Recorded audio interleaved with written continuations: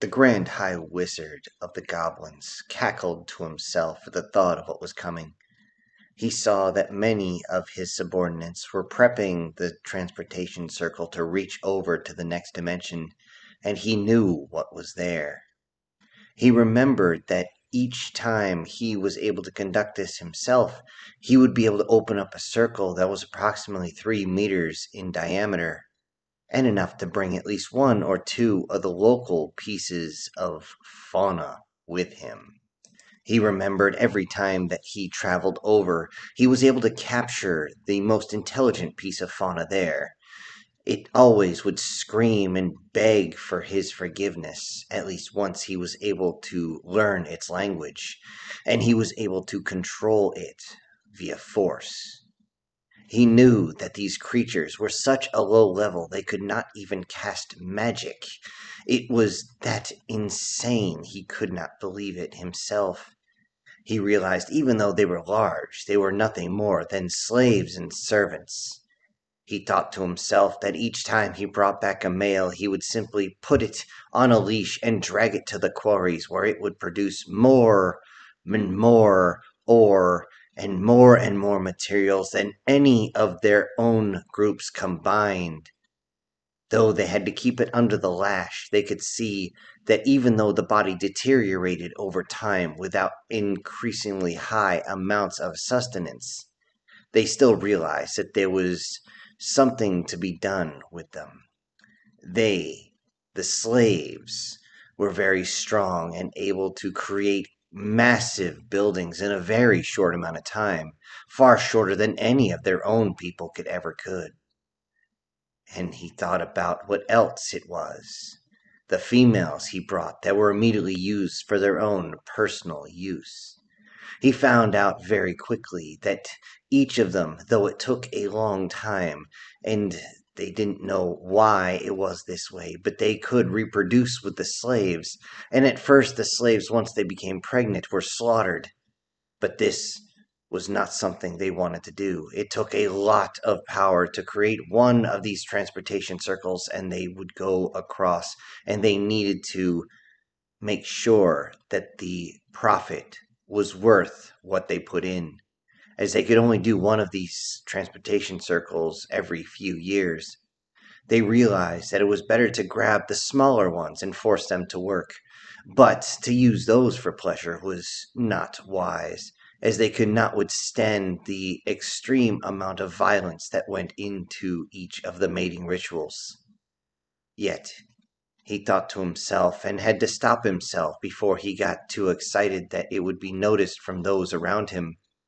He remembered that he brought several of these slaves over to be used to create children for him, as he realized that since he could only have one of his own goblin wives, he would need to release himself with these other slaves. With this, he remembered how they screamed and begged, and he delighted in this as they were held down with massive chains so that he could relieve himself.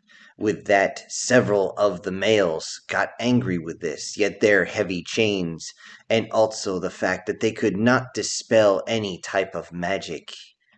This kept them back so that he could enjoy himself and enjoy the fruits of their labor, as his own castle was built by these slaves.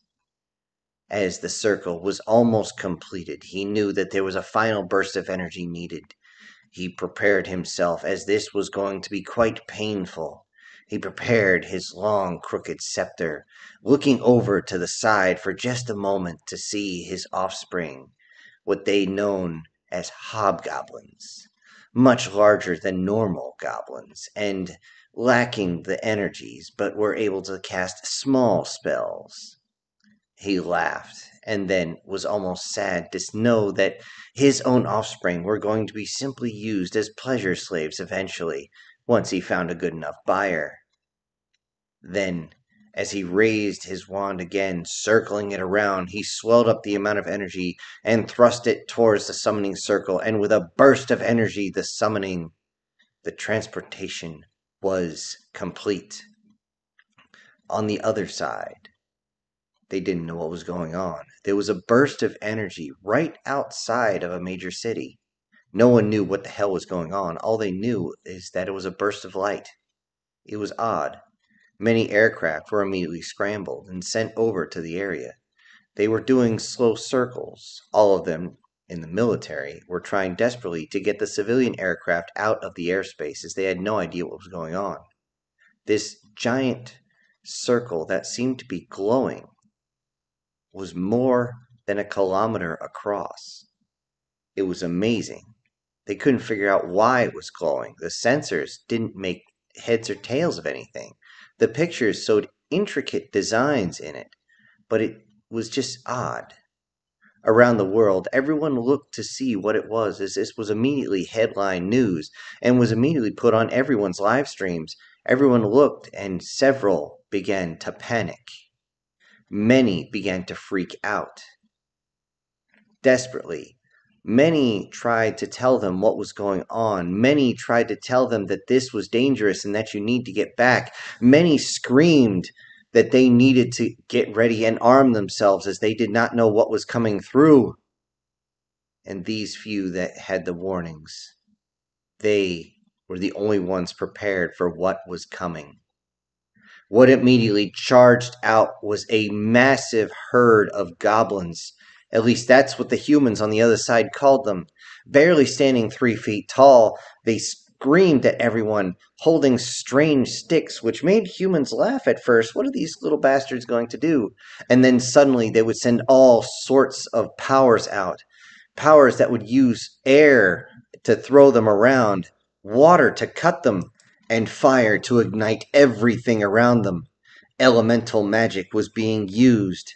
Those that tried to fight using any type of hand tools were immediately cut down as they couldn't get close. The goblins cackled and laughed as they pushed further and further, forcing many of the humans down. It seemed as though if they were able to capture one, they would look at it for a little while and then decide whether they wanted it or not. If they did not, they simply aimed their own staffs at it and with a small burst of energy would relieve the human of its own head. If they desired it, then they would simply bind it with some sort of chains that almost seemed to appear out of the staffs themselves, wrapping up the human and seemingly making them light enough to be dragged towards the circle, kicking and screaming the whole way. Everyone saw this, and for over a day they couldn't stop it. It was not allowed any type of firearms for the general population, so it would only be the police that was able to fire back. Many of them were able to take out goblins, and immediately the goblins would fire a type of flame towards them, igniting all the rounds inside the chamber, blowing up the pistols that they were holding. The small pistols, because the way they were built, would only injure the hand when all the rounds exploded inside the chamber. However, it was enough to make the police rout. They were desperate. They called in any type of air force they could. Thankfully, there were planes on station, and the goblins were once surprised. They didn't realize that humanity had gone from the time of simply using stone walls and simple metal blades to now being able to reach to the skies in metal birds. They looked on, surprised, until they saw many of these birds turn towards them, and then they saw something light up under the wings. Many of them tried to raise their shields, but they found out that the explosion that rocked their shield was almost more than they could handle. They could handle one, maybe two, but any more than that was just too much. They were absolutely flabbergasted at what was going on. And then they doubled their effort to capture as many slaves as possible, and then they would return to their own reality. They were desperate. They needed to get moving as fast as possible, and they began to take all from the city. Many inside the city ran and hid. They ran towards the oceans, but as they got in their boats, any goblins that were close would destroy the boats themselves using a simple blast of wind that seemed to knock them over, or use the power of the waves themselves to envelop them and pull them down to a cold and violent death as they all clamored for any type of air. It was a massacre, and any who were not massacred were taken. It was not till the end of that first day that they found the real resistance. Though they were able to knock down a few of these metal birds, they suddenly realized that there was metal cannons. Not only with that, but they were self-propelled and started to come in, rolling in, firing as much as they could. Though the goblins were able to set up their shields, it was not enough to stop them, as many of them were knocked back, the shields giving way and the high explosive anti-tank rounds blowing up in their face, vaporizing many of them. But the goblins would not give up. They summoned golems to fire and fight. However, these golems were easy targets as they moved very slow and were very large. They were blasted to pieces by the same rounds that they were trying to fight back with their shields. Not understanding what was going on, they continued to try and push forward and get close enough, and then they used their fire magic to try and light these metal behemoths on fire. But as they got close, they found out that the main cannon was not the only one, as they heard multiple rounds of very high-pitched sound, and then they saw their own lines start to get tore apart, and this is when they realized they might have fucked up. It was at that point that many other planes, many other metal birds joined them, all different sizes and shapes, many of them triangular, other ones very square in the way they were, even some that seemed to have eggs sticking out the side of their own tail. It was strange, but those were the most dangerous as they banked in, letting out a god-awful scream that made all the goblins reach for their ears.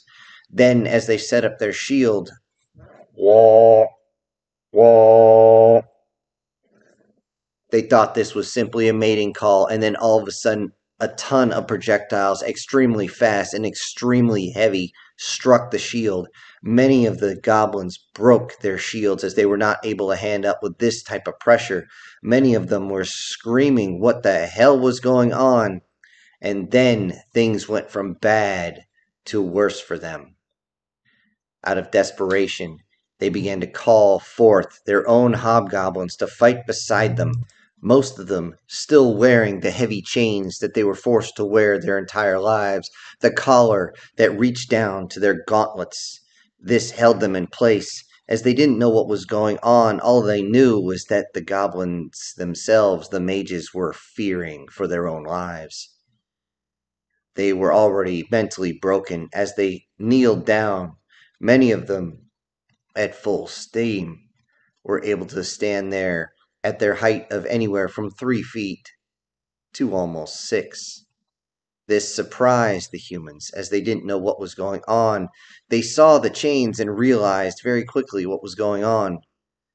The goblins started to understand there was some sort of field going at, and it wasn't long until they realized that this was messages going up. They could hear it, but they couldn't understand it.